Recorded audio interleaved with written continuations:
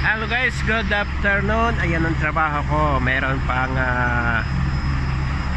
gumagana na alimak. Nagsusundo ng mga tao galing doon sa tuktok. Galing doon sa dulo, sa pinakadulo, sa pinakataas. So, ayan. Dati pinapakita ko yan mababa pa. Ano pa yan dati, 15th floor pa dati yan eh. Ngayon 32 floor or 33 floor na yan. So ang taas na niya. So may 8 floor pa para matapos na yan. Siguro hanggang November na lang yan. So yan nga guys, diyan ako nagtatrabaho sa building na yan. Ang taas-taas, kung titignan mo nakakatakot. Pero safe naman. Dahil may safety dyan eh. Safety.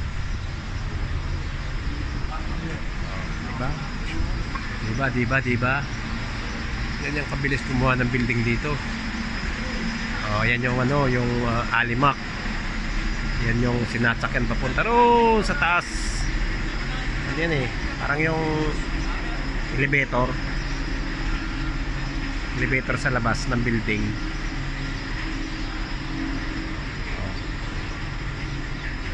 Yan, magsusundo na ng mga yan trabahador na papunta na sa papunta na, pauwi na. Ayan. So ayan nga guys, thank you. Nakita nyo yung aking work. Nakita nyo yung aking work, diba? So ako naman ay pauwi na kasi gabi na, mag-out na ako. Nandun ang opisina namin sa may So ayan yung pinaka gate. Partner, nalimutan mo andyan? Wala eh, binidyohan ko lang yung alimak eh. Yan, ako pauwi na. Yan o. Ito, simbahan. Pauwi na ako. Yan, pauwi na ako. Yan. Punta lang ako doon mag-out sa opisina namin. Sa opisina pala ng Marin, hindi sa amin. Dito yan eh, dito. Dito ang opisina.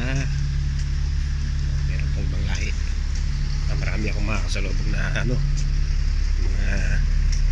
ibang lahi dito. So ayan, mga iba-ibang lahi, mga gwapo at mga pogi. Dito ang aking opisina. Ayan Marine. Yan, pupunta na ako rito at mag-out. Thank you po sa panonood. Bye bye.